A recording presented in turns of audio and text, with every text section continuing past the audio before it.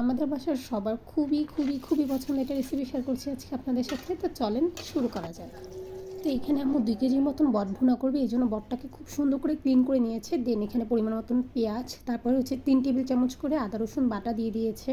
দেন 2 table চামচ করে হচ্ছে লবণ, হলুদ এবং মরিচ দিয়েছে। হলুদের পরিমাণটা একটু বেশি দিয়েছে। আসলে আম্মু আম্মুর আন্দাজ মতো রান্না করে, তো আমি পরে আম্মুর থেকে রেসিপিটা শুনে শেয়ার করি। তো এখানে বেশ খানিকটা গরম মশলা দিয়ে দিবে, যাতে কোনো ব্যাড স্মেল না আসে। গরম মশলা দিলে একটা সুন্দর স্মেল আসে। তো এই দেন হচ্ছে আম্মু এটাকে খুব ভালো করে কষাবে, কারণ এটার থেকে যে পানিটা বের হবে কষানোর সময়, সেই পানিটা দিয়ে অনেকক্ষণ কষাবে। ও হ্যাঁ, এখানে কিন্তু আম্মু 2 টেবিল চামচের মতন জিরা বাটাও অ্যাড করেছে। তো এরপরে এইটার পানিটা দিয়ে খুব সুন্দর করে আম্মু কষিয়ে দেন আম্মুর পরিমাণ মতন হচ্ছে পানি অ্যাড করছে। তারপর পানি অ্যাড করার পরে এটাকে খুব সুন্দর করে আম্মু জাল করছে অনেকটা সময় নিয়ে।